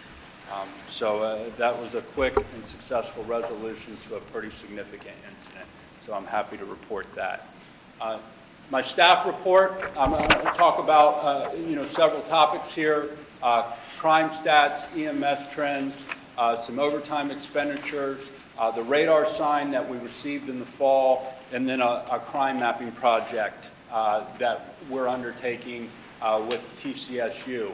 First of all, I want to talk about our major Part 1 crimes. I'm comparing 2016 to 2017. Total offenses, we had a pretty significant decrease. Total Part 1 and other major offenses in 2016, we had 155 incidents. Last year, we had 93. What's most noteworthy about the 93 incidents, last year we experienced a very high clearance rate, and we were able to clear 78 of the 93 either Part 1 crimes or other major crimes that occurred. That's a significant clearance rate. It's not one that you see every day, so it was a very successful year for us as far as clearances. When you compare last year through the last 6 years, from 2011 to 2017, you can see on the bar graph, outside of a couple of years with those other major crimes, our Part 1 crimes have significantly lowered every year. And when you get into other major crimes, you're talking about identity fraud and some of the more popular things that have occurred year after year after year, and that's why our numbers are up a little bit in those categories. But overall, very pleased with 2017's crime numbers. Burglaries, I think when you see a number like this for a community with 3,000 individual residents, I mean, this is a banner year for us. And unfortunately, there's only one place to go from this number. Experiencing one burglary for a residential community for an entire year, having 13 total in the last 2 years, I think it's a testament to the men behind me and the good job that they do out there every day. Because what you don't know is that traffic stop, is that encounter with that suspicious person that is basically drawing these kinds of numbers, because we're pushing the undesirables out of our community. So that's a really good number, and I think as a department we should be proud of that number for this year.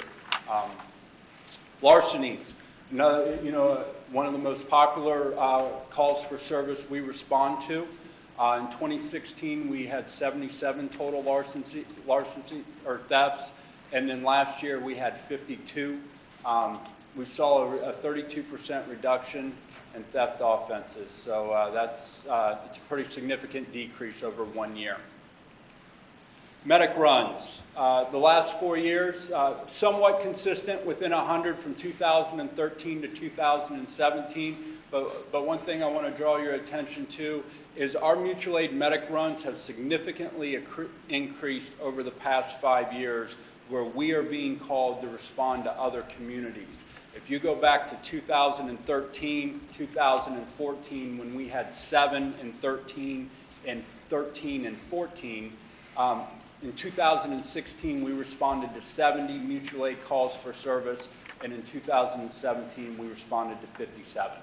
So a 2-year period 5 years ago where we went to 20 in a 2-year period, we're now up to 127.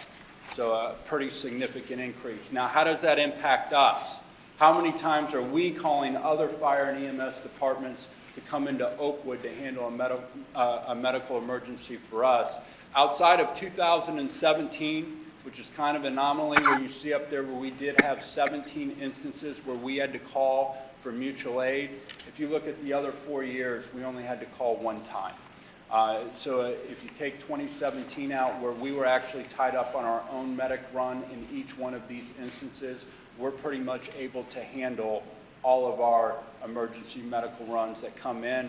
If you go back to the mayor's comments in the state of city address, what does that mean? We're putting somebody on the scene ready to work 2 minutes or less.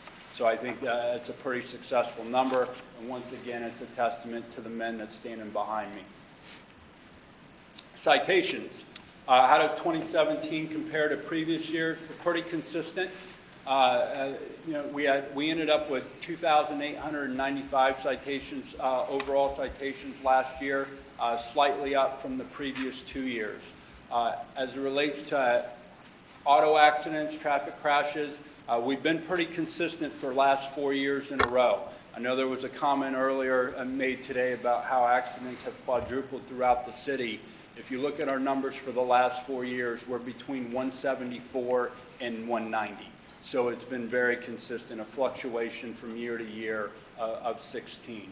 OVIs is consistent with last year, and I think the most important for us is although we did have 182 crashes last year, if you look at the statistics over the previous 4 years, the number of injuries as a result of crashes is the lowest as what it's been in the last 5 years. And going forward in 2018, traffic enforcement will remain a cornerstone of what the safety department's policing philosophy is. We understand it's important to council and it's important to us. We want to keep our roadways as safe as we can. Overtime hours.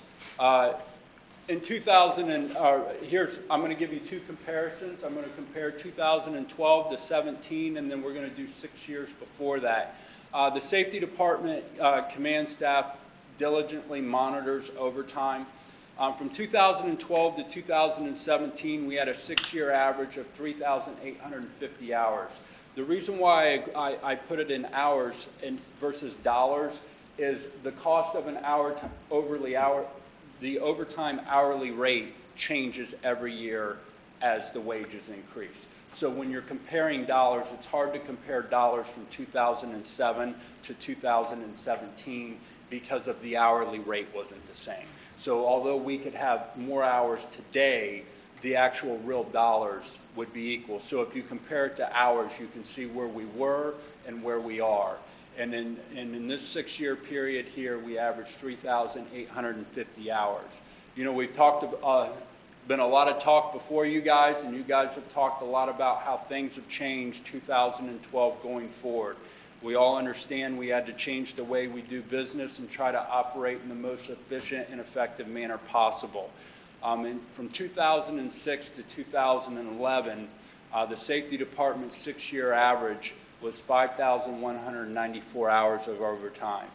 When you compare these two time periods, this equates to a 26% reduction in overtime hours and an annual savings of approximately $56,000 a year to the city. So I credit that to the supervisors and the command staff that are involved in that because that's a pretty significant reduction. The radar sign. The radar sign is continually used. We received it last October. It continues to be an effective analysis tool for the safety department. Ultimately, this allows us to identify true areas of concern and to better allocate our resources. We're able to look at data and we're able to determine almost immediately if in fact we have a true concern here or is it a perceived concern. Since we received it in October of 2012, the sign has been placed in 12 locations throughout the city. I know most notably last fall, we had Serena Kelly from Kramer. There was a lot of conversation with her, and as a result of that, we agreed to do multiple studies on Kramer between West Shantz and Dayton Country Club. I reported, I believe it was in December, our first analysis, and then the first part of February, we did another 6-day analysis that we had the sign out there. This is the 6-day daily average speed of the vehicles, and that average speed never exceeded 20.9 miles an hour, which means the average car is traveling less than 4 miles an hour. I understand it's winter, it's not a busy time of year for the country club, but we will continue to monitor this throughout the spring, and I will report those analysis to the city manager. Crime mapping. Probably one of the most significant projects we're undertaking right now within the safety department is the 8-member cities of the Tactical Crime Suppression Unit in Miami Township, so 9 total entities have entered into an agreement with LexisNexis to subscribe to their Accurate Virtual Crime Center. This selection of this software is a result of a multi-year study and an evaluation of 3 different crime mapping products. Oakwood's annual fee for this is $5,516. It is anticipated that each agency will have the system up and running by early September. What's the benefits of crime mapping software for us? It allows us as an organization to immediately develop what they call hotspot mapping. You're able to see current crime trends not only in your jurisdiction but in neighboring jurisdictions. All of the data will be pulled from each one of our CAD systems, and it will all be dumped into a single program where we will be able to pull up crime data not only from our communities but all of theirs. So if something's going on in Moraine or Kettering, which borders us on the south, east, and west, we will be able to recognize that immediately. If in the 500 block of whatever street along Schroyer they have a significant uptake in thefts, we will be able to see that as well, whereas right now that information is really shared word of mouth. We will be more prepared to focus on target areas and change patrol tactics as crime trends change. The product is designed with the end user in mind. Each sworn officer will have access to this mapping software, and they will be able to access it from their MDTs. One of the most significant differences between LexisNexis product and some of the other products was this gives the department access to LexisNexis Accurate for Law Enforcement Investigative Database. It's really a comprehensive investigative tool that draws data from over 10,000 databases that when we get a name of a suspect in a case, we will have access to the Accurate database that will really significantly help us identify players, associates, locations. It's very involved. It will be a very valuable tool for us. Just a note on that, LexisNexis sells that product by itself. That product typically costs about $400 a month for one user per month. So it's about a $5,000 product just to purchase for an entire year. Every single member of our department will not only have access to that, they will have that and the crime mapping. So it's a significant benefit to LexisNexis. The last thing is this is today in 2018 with analytic-based policing, this is a significant technology upgrade designed to make the police departments more efficient in the way we respond to crimes. So I'm looking forward to getting that up and running, and I'll report back to you at my next staff report, how it's going. I want to conclude my presentation with a recognition of Steve North. You want to come up here? In 2015, as many may be aware, Detective Norris began an investigation after receiving a complaint of possible drug activity on Acorn Drive. The investigation began with very limited information and only had a vehicle description to go on. Over the next 6 months, Detective Norris, with assistance from the TCSU Investigative Unit, Tactical Crime Suppression Unit, built a criminal drug trafficking case against Christopher and Karen Madsden. An investigation of this nature is extremely time-consuming. It requires dedication in a committed individual. Investigators involved in these types of cases often make personal sacrifices throughout the course of the investigations, as they miss many evenings. Overnight hours are required, as long as with weekend hours. It extends far beyond a normal traditional work week. To digress and personalize it with Officer Norris for a minute, during the course of all this, when I talk about commitment and dedication, Officer Norris underwent a rotator cuff surgery. He probably came back quickest in the history of public safety from a rotator cuff surgery, and it was because of this case. He was on the phone with me 8 hours after he had surgery, laying in his chair, talking to me about this case, because he knew something was going on that day. I think that tells all of us everything we need to know about Detective Norris's commitment and dedication. As a result of his long and hard work, in May of 2016, a search warrant was executed at Mr. Madden's residence at 806 Acorn Drive. Items seized from the residence include 2 motorcycles, a truck, several pounds of marijuana, hashish, LSD, numerous firearms, thousands of rounds of ammunition, and in excess of $300,000 in U.S. currency. Later the same day, a second search warrant was executed at a residence in Beaver Creek, Ohio, where approximately 150 pounds of packaged and processed marijuana was seized as well. Christopher and Karen Madsden were ultimately indicted on several felony charges, including trafficking in marijuana, money laundering, and engaging in a pattern of corrupt activity. The impact that Detective Norris has made on the Oakwood community is truly unmeasurable. There was a high-level marijuana trafficker operating in our city undetected. He was transporting and selling hundreds of pounds of marijuana, making thousands of dollars, and had an arsenal at his house. There is no doubt that large quantities of guns, money, and drugs can be a deadly combination. Because of Detective Norris, Mr. Madsden has been removed from our community, and he is currently serving 4 years in prison for his crimes. It is with great pleasure that I present Detective Norris with a letter of recognition that reads the following. In May of 2015, the Oakwood Public Safety Department received a tip of a possible drug trafficking activity occurring at a residence in the city of Oakwood.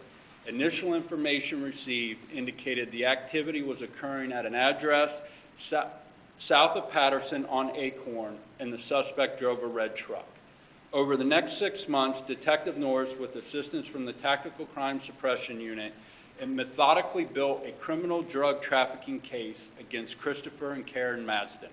In May of 2016, Detective Norris executed a search warrant at Mr. Madsden's residence on Acorn Drive, which resulted in the seizure of large quantities of marijuana, hashish, LSD, numerous firearms, thousands of rounds of ammunition, and in excess of $300,000 in U.S. currency. Additionally, later the same day, a second search warrant was executed at a residence in Greene County where approximately 150 pounds of marijuana was recovered. Detective Norris's hard work and dedication on this case ultimately led to an 18-count felony criminal indictment against Karen Madsden and a 20-count felony criminal indictment against Christopher Madsden.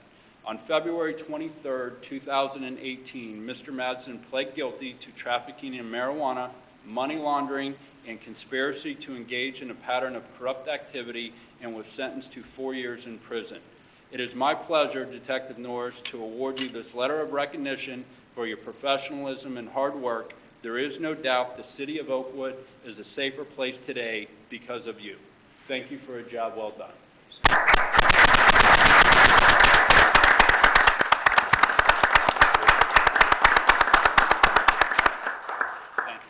Thank you. Does anyone have any questions for the chief? All right. I believe so.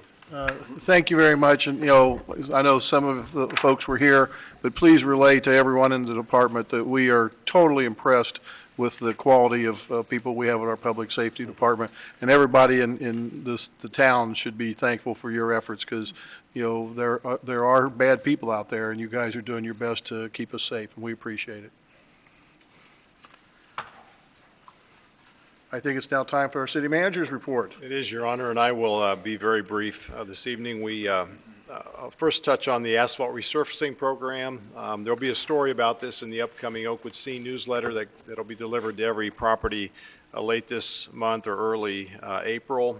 We opened bids and received 2 bids, as we typically do for that project, and John R. Jurgensen Company is a low bidder, and we'll be investing about $200,000 in asphalt resurfacing this summer, and the work will take place on Hadley, both Avenue and Road, so the entire length of Hadley in Oakwood, on Wilshire Boulevard, on Deep Hollow Road, and on Acorn Drive between Delwood and Patterson. So a map showing those streets will be in the Oakwood Scene newsletter.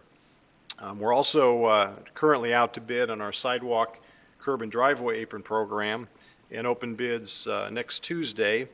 And residents affected by that work will get notification, as we typically do, through the safety department, and that'll be done right around the latter part of March into early April.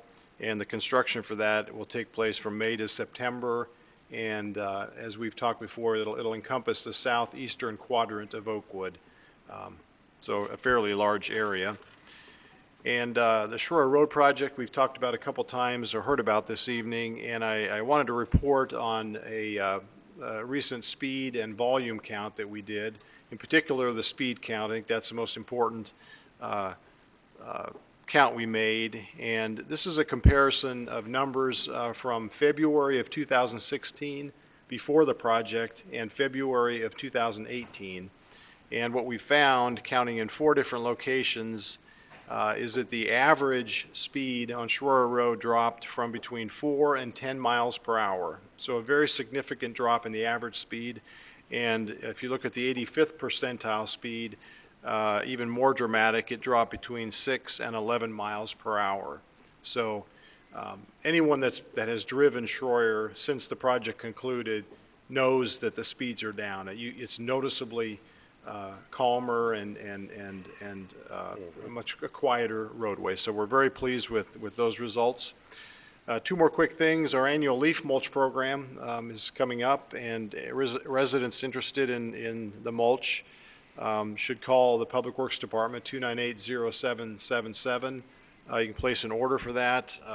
The prices are the same as last year, $90 for 3 cubic yards and $130 for 6 cubic yards. If you've ever had 6 cubic yards of mulch delivered to your house, you'll appreciate how much that truly is. So it's a heck of a deal for $130, and it's basically Oakwood's leaves that have been ground up and processed into a real nice leaf mulch. We've already inspected the product and can certify that it's good material for this spring. And finally, the annual report, Mayor, you mentioned that in your State of the City.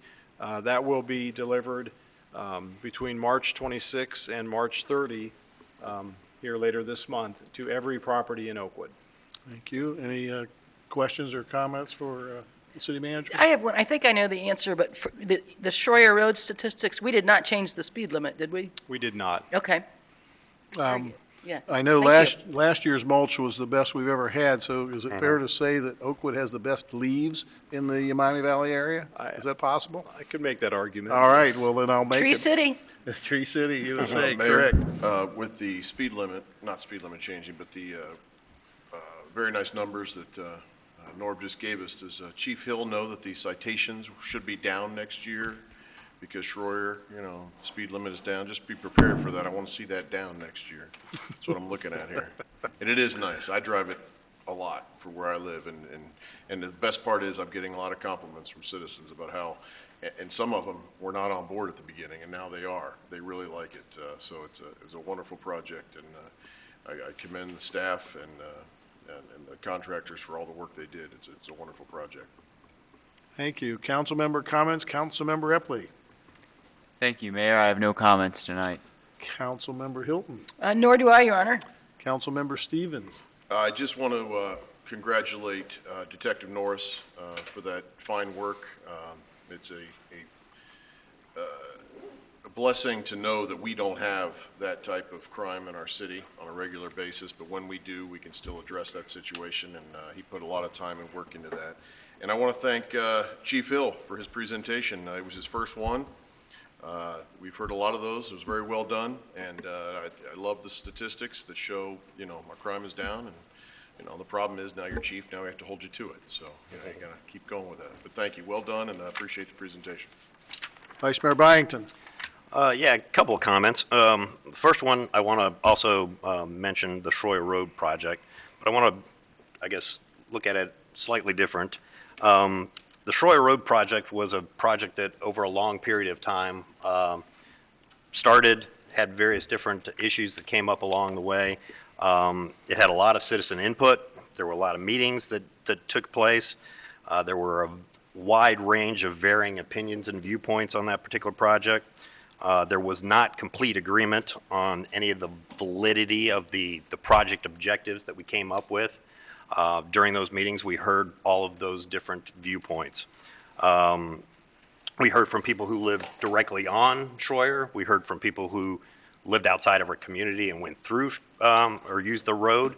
And then we heard from people just throughout Oakwood. All of that, during all of that, we were told numerous times as a council, as city staff, that we weren't listening to what was being said. But in fact, we did listen to all the different things that were being said, and as is our role, we made the best decision that we could based on a lot of different factors. And I'm very proud to announce that unlike what a lot of things that were said during that process, the world has not ended. That was a statement that I heard from somebody that it was the end of the world. It was the dumbest decision that was ever made in the city of Oakwood. We had a member of one of our committees say it was the dumbest decision he had ever experienced in the city of Oakwood. We have heard good things in the short amount of time that that's happened. I'm a person who uses that road on a regular basis. I have had nothing but good things to say about it. A lot of the people who have contacted me have had a lot of good things to say about it. So I just want to stress that in this community, we do have the ability to have differing opinions on things and take some into account. Others might not be the things that we need to do, but ultimately this group, as representatives of not only the people who are directly affected, but the entire community, we have to make the best decision we can. So I just wanted to mention that. Then a couple of other things. I wanted to congratulate the Oakwood Academic Decathlon team. They won their 8th straight, and I'll repeat that, 8th straight state title in the academic decathlon, and they are off to nationals in April. And I think if they win there, it will be their 4th straight national title. They're already on. No, I think it'll be 7th. No, 7th or 8th. I mean, it's national title. Yes, yes. Okay. I believe they just did 6. Yeah, they just 6? finished Okay. up 6. Yeah. In this day and age when we're all gearing up for March Madness, I'm extremely proud of the Oakwood students that we have, the things that they find important. I believe that they truly believe in, you're a student first and you're an athlete second, and they are accomplishing great things. Unfortunately, not to the fanfare I think that sometimes they deserve, but I want them to know that we're paying attention. We're very proud of them as an Oakwood community. And then as the mayor mentioned, congratulations to Wright State and also my alma mater, Texas Tech. They're both considered the Raiders, so they're both dancing. And so go Raiders. Great, thank you. We had an incident here last week where one of our Public Works employees was injured in a trench that had collapsed on him. It was only about a 5-foot trench, but we put out a request for mutual aid. And a lot of times people say that there's no regional cooperation in this area. There's too many cities, too many villages, and they need to cooperate more. Well, Chief Hill and our city manager sent thank you notes to all the agencies that responded to that incident, and I just want to publicly acknowledge them. We had the Beaver Creek Fire Department, the Brookville Fire Department, the Butler Township Fire Department, the City of Dayton. We had Englewood Fire Department, Greenville Fire Department. Yes. We had Huber Heights Fire Department, Kettering Fire Department, Moraine Fire Department, Pleasant Township. The City of Sydney brought a truck down here.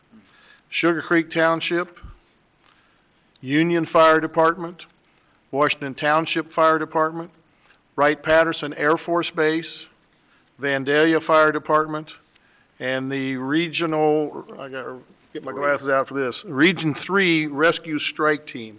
So I think there was more apparatus than you'd ever seen in your life. But we appreciate the efforts of all of those regional agencies that came to our aid. And luckily, our employee just had minor injuries. He's out of the hospital, and we're expecting him back to work as soon as possible. So all those folks at our mayors and managers meeting tomorrow, I'm going to try to personally thank as many of the mayors and managers from the other regional jurisdictions from Miami, Greene, and Montgomery County as I see that come to our meeting tomorrow. So with that, our next meeting is, when is it? April 2nd, which is 2 weeks before your tax returns are due. So the vice mayor may try to get this thing done in less than 2 hours. We are adjourned.